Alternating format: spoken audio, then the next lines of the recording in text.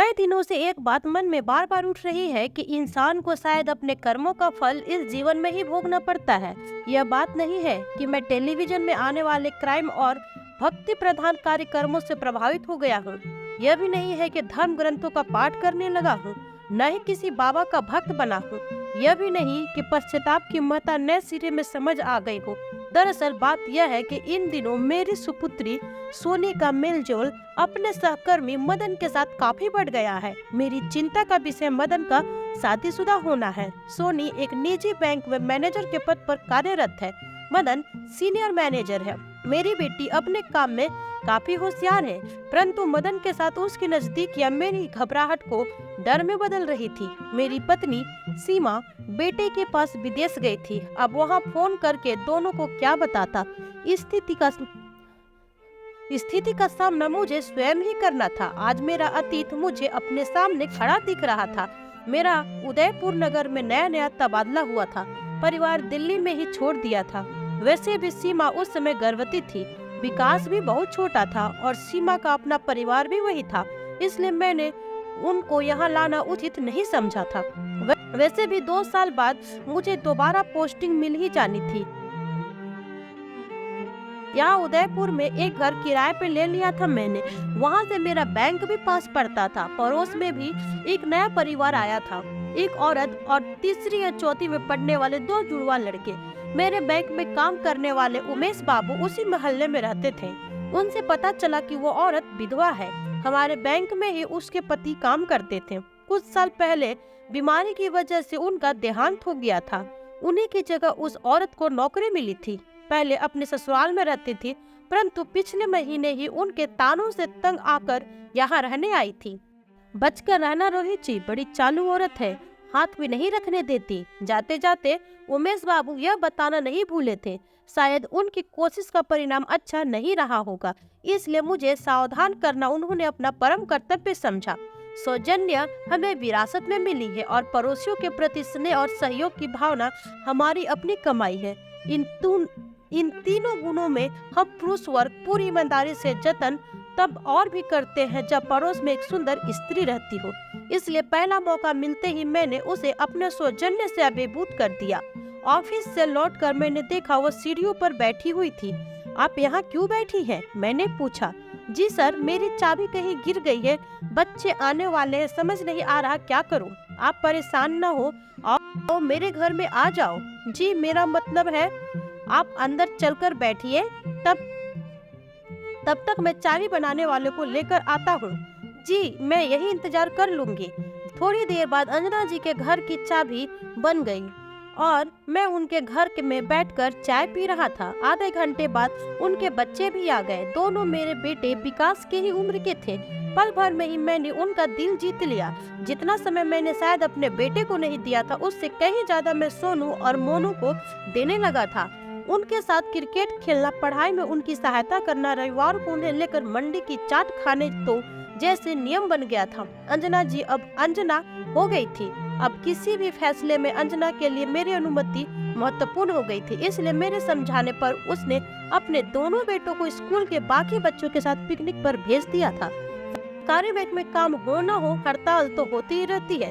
हमारे बैंक में भी 2 दिन का हड़ताल थी, इसलिए उस दिन मैं घर पर ही था। अमूमन छुट्टी के दिन मैं अंजना के घर ही खाना खाता था, परंतु उस रोज बात कुछ अलग थी। घर में दोनों बच्चे नहीं थे। क्या मैं अंदर आ सकता हूँ? अंजना, अरे रोहित जी, आपको भी आने से पहले इजाजत लेनी पड़ेगी। खाना खाकर दोनों टीवी देखने लगे। थोड़ी देर बाद मुझे लगा अंजना कुछ असहज सी है। क्या हुआ अंजना, तबीयत ठीक नहीं क्या? कुछ नहीं, बस थोड़ा सिर दर्द है। अपने जगह से उठकर मैं उसका सिर दबाने लगा। सिर दबाते दबाते मेरे हाथ उसके कंधे तक पहुंच गए। उसने अपनी आंखें बंद कर ली। हम किसी और ही दुनिया में खोने लगे। थोड़ी देर बाद अंजना ने मना करने के लिए मुंह खोला, तब मैंने आगे बढ़कर उसके होठों पर अपने होठ रख दिए। उसके बाद अंजना ने आंखें नहीं खोली। मैं धीरे धीरे उसके करीब आता चला गया। कहीं कोई संकोच नहीं था। दोनों के बीच जैसे हमारे शरीर सालों से मिलना चाहते हो। दिल ने दिल की आवाज सुन ली थी, शरीर ने शरीर की भाषा पहचान ली थी। उसके कानों के पास जाकर मैं धीरे से फुसफुसाया, प्लीज आंखें ना खोलना तुम। आज बंद आंखों में मैं समाया हूँ। न जाने कितनी देर तक हम दोनों एक दूसरे की बाहों में बंधे चुपचाप लेटे रहे। दोनों के बीच की खामोशी को मैंने ही तोड़ा। मुझसे नाराज तो नहीं हो तुम? नहीं, परंतु अपने आप से हूँ। आप शादीशुदा हो और अंजना, सीमा से मेरा शादी महज एक समझौता है जो हमारे परिवारों के बीच हुआ था, बस उसे ही निभा रहा हूँ। प्रेम क्या होता है यह मैंने तुमसे मिलने के बाद, परंतु विवाह, अंजना, क्या 7 फेरों को जन्म दे सकते हैं? 7 फेरों के बाद पति पत्नी के बीच सेक्स का तो होना तय है, परंतु प्रेम का नहीं। क्या तुम्हें पछतावा हो रहा अंजना? प्रेम शक्ति देता है, कमजोर नहीं करता। हाँ, वासना पछतावा उत्पन्न करती है। जिस पुरुष से मैंने विवाह किया उसे केवल अपना शरीर दिया, परंतु मेरे दिल तक तो वो कभी पहुंच नहीं पाया। फिर जितने भी पुरुष मिले उनकी गंदी नजरों ने मुझे मेरे दिल तक आने ही नहीं दिया, परंतु आपने मुझे एक शरीर से ज्यादा एक इंसान समझा। इसलिए वो पुराना संस्कार जिसे अपने खून में पाला था कि विवाहेतर संबंध नहीं बनाना, आज टूट गया। शायद आज मैं समाज के अनुसार चरित्रहीन हो गई। फिर कई दिन बीत गए, हम दोनों के संबंध और प्रगाढ़ होते ही रहे थे। मौका मिलते ही हम काफी समय साथ बिताते, एक साथ घूमना फिरना, शॉपिंग करना, फिल्म देखना और फिर घर आकर सोनू मोनू के सोने के बाद एक दूसरे की बाहों में खो जाना दिनचर्या में शामिल हो गया था। ऑफिस में भी दोनों के बीच आंखों ही आंखों में प्रेम की बातें होती रहती थी। बीच बीच में मैं अपने घर आ जाता और सीमा के लिए और दोनों बच्चों के लिए ढेर सारे उपहार भी ले जाता। सोने का भी जन्म हो चुका था। देखते ही देखते 2 साल बीत गए। सीमा मुझ पर तबादला करवाने के लिए दबाव डालने लगी थी। इधर अंजना भी हमारे रिश्ते का नाम तलाशने लगी थी। मैं अब इन दोनों औरतों को संभाल नहीं पा रहा था। 2 नावों की सवारी में डूबने का खतरा लगातार बना रहा था। अब समय आ गया था किसी एक नाव में उतर जाने का। अंजना से मुझे वो मिला जो मुझे सीमा से कभी नहीं मिल पाया था, परंतु यह भी सत्य था जो मुझे सीमा के साथ रहने में मिलता वो मुझे अंजना के साथ कभी नहीं मिल पाता, और वो था मेरे बच्चे और सामाजिक सम्मान। यह सब कुछ सोचकर मैंने तबादले के लिए आवेदन कर दिया। तुम दिल्ली जा रहे हो? अंजना को पता चल गया था। हालांकि मैंने पूरी कोशिश की थी कि उससे यह बात छिपाने की। वो बोली और जाना तो था ही, और मुझे बताने की जरूरत भी नहीं समझी।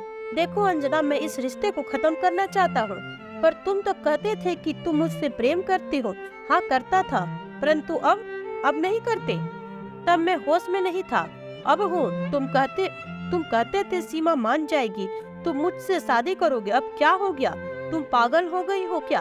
एक पत्नी के रहते मैं दूसरी शादी कैसे कर सकता हूँ? मैं तुम्हारे बिना कैसे रहूंगी? क्या जो हमारे बीच था वो महज। अंजना देखो, मैंने तुम्हारे साथ कोई जबरदस्ती नहीं की थी। जो भी हुआ उसमें तुम्हारी भी मर्जी शामिल थी। तुम मुझे छोड़ने का निर्णय ले रहे हो। ठीक है, मैं समझ सकती हूँ, तुम्हारी पत्नी है, बच्चे हैं। दुख मुझे इस बात का है कि तुमने मुझे एक बार भी बताना जरूरी नहीं समझा। अगर मुझे पता नहीं चलता तो तुम शायद मुझे बिना बताए ही चले जाते। क्या मेरे प्रेम को इतने सम्मान की अपेक्षा नहीं करनी चाहिए थी? तुम्हें मुझसे किसी तरह की अपेक्षा नहीं करनी चाहिए थी। मतलब तुमने मेरा इस्तेमाल किया और मन भर जाने पर मुझे हाँ किया, जाओ क्या कर लोगी? मैंने मजा किया तो क्या तुमने नहीं किया? पूरी कीमत चुकाई है मैंने। बताओ तुम्हें कितना खर्चा किया मैंने तुम्हारे ऊपर, कितना नीचे गिर गया था मैं, कैसे बोल गया मैं, वो सब। यह मैं भी जानता था कि अंजना ने कभी खुद पर या अपने बच्चों पर ज्यादा खर्च नहीं करने दिया था। उसके अकेलेपन को भरने का दिखावा करते करते मैंने उसका फायदा उठा लिया था। मैं तुम्हें बताऊंगी कि मैं क्या कर सकती हूँ। आज जो तुमने मेरे साथ किया वो किसी और लड़की के साथ ना करो। इसके लिए तुम्हें सजा मिलनी जरूरी है। तुम जैसा इंसान कभी नहीं सुधरेगा। मुझे शर्म आ रही है कि मैंने तुमसे प्यार किया। उसके बाद अंजना ने मुझ पर रेप केस कर दिया। केस की बात सुनते ही सीमा और मेरे ससुराल वाले परिवार वाले सभी उदयपुर आ गए। मैं रो रो कर सीमा से माफी मांगी। अगर मैं किसी और पुरुष के साथ संबंध बनाकर तुमसे माफी की उम्मीद करती तो क्या तुम मुझे माफ कर देते रोहित? मैं एकदम चुप रहा। क्या जवाब देता? चुप क्यों हो, बोलो। शायद नहीं, शायद हाँ।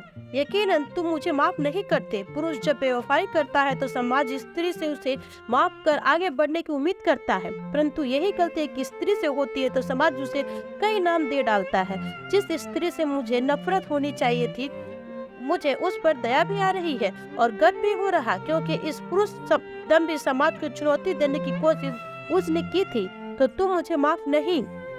मैं उसके जैसी साहसी नहीं हूँ, लेकिन एक बात याद रखना, तुम्हें एक माँ माफ कर रही है, पत्नी और एक स्त्री ने के अपराधी तुम हमेशा रहोगे। शर्म से गर्दन झुक गई थी मेरी। पूरा मोहल्ला अंजना पर थू थू कर रहा था। वैसे भी हमारा समाज कमजोर को हमेशा दबाता रहा है। फिर एक अकेली जवान विधवा के चरित्र पर उंगली उठाना तो बहुत आसान था। उन सभी लोगों ने अंजना के खिलाफ गवाही दी जिनके प्रस्ताव को उसने कभी न कभी ठुकराया था। अदालत में अंजना केस हार गई। जज ने उस पर मुझे बदनाम करने का इल्जाम लगाया। अपने शरीर को स्वयं पर पुरुष को सौंपने वाली स्त्री सही कैसे हो सकती थी, और वह तब जब वह गरीब हो। अंजना के पास न शक्ति बची थी और न पैसे जो वो केस हाई कोर्ट ले जाती। उस शहर में भी उसका कुछ नहीं बचा था। अपने बेटों को लेकर वह शहर छोड़कर चली गई। जिस दिन वो जा रही थी मुझसे मिलने आई। आज जो मेरे साथ हुआ वो एक मृग तृष्णा के पीछे भागने की सजा है। मुझे तो मेरी मूर्खता की सजा मिल गई और मैं जा रही हूँ, परंतु तुमसे एक ही प्रार्थना है कि अपने इस फरेब की विरासत अपने बच्चों में मत बांटना। चली गई थी वह। मैं भी अपने परिवार के साथ दिल्ली आ गया था। मेरे और सीमा के बीच जो खालीपन आया था वो कभी नहीं भर पाया। सही कहा था उसने कि एक पत्नी ने मुझे कभी माफ नहीं किया। मैं भी कहाँ स्वयं को माफ कर पाया और न ही भुला पाया। अंजना को किसी भी रिश्ते में वफादारी नहीं निभा पाया था और आज मेरा अतीत मेरे सामने खड़ा होकर मुझ पर हंस रहा था। जो मैंने आज से कई साल पहले एक स्त्री के साथ किया था वही मेरी बेटी के साथ होने जा रहा था। नहीं, मैं सोनी के साथ ऐसा नहीं होने दूंगा। उससे बात करूंगा, उसे समझाऊंगा। वो मेरी बेटी है, समझ जाएगी। नहीं मानू तो उससे मदन से मिलूंगा, उसके परिवार से मिलूंगा। परंतु मुझे पूरा यकीन था कि ऐसी नौबत नहीं आएगी। सोनी समझदार है, मेरी बात समझ जाएगी। उसके कमरे के पास पहुंचा ही था तो देखा वो अपने किसी दोस्त से वीडियो चैट कर रही थी। उनकी बातों में मदन का जिक्र सुनकर मैं वही ठिठक गया। तेरे और मदन सर के बीच क्या चल रहा है? वही जो इस उम्र में चलता है। हाँ, तुम्हें शायद पता नहीं, वे शादीशुदा है, पता है। फिर भी सोनी देख यार, जो इंसान अपनी पत्नी के साथ वफादार नहीं है वो तेरे साथ क्या होगा? क्या पता कल तुझे छोड़कर नहीं, मैं लड़कों को छोड़ती हूँ, तू समझ नहीं रही है यार। अब वो मुर्गा खुद कटने को तैयार बैठा है तो फिर मेरी क्या गलती? उसे लगता है कि मैं उसके प्यार में डूब गई हूँ, परंतु उसे यह नहीं पता कि वो सिर्फ मेरे लिए एक सीढ़ी है जिसका इस्तेमाल करके मुझे आगे बढ़ना है। जिस दिन उसने मेरे और मेरे सपनों के बीच आने की सोची उसी दिन उस पर रेप केस ठोक दूंगी। और तुझे तो पता है ऐसे केसेज में कोर्ट भी लड़कियों के पक्ष में फैसला सुनाती है। और फिर हंसी का सम्मिलित स्वर सुनाई दिया। तेज दर्द के साथ मैं वहीं गिर पड़ा। मेरे कानों में अंजना की आवाज गूंज रही थी, अपने फरेब की विरासत अपने बच्चों में मत बांटना, अपने फरेब की विरासत अपने बच्चों में मत बांटना। परंतु विरासत तो बट चुकी थी। इतिहास अपने आप को दोहरा रही थी और वो असहाय था। इसलिए कहा जाता है दोस्तों कि अपना कर्म सोच समझ के करना चाहिए, क्योंकि हर कर्म का फल इसी जीवन में भुगतना है, चाहे आप खुद भुगते या अपने बच्चों के जरिए भुगते। आशा करती हूँ कि आपको ये कहानी जरूर कुछ सिखाएगी और जरूर पसंद आई होगी। ओके फ्रेंड्स, फिर मिलूंगी न्यू कहानी के साथ न्यू वीडियो में।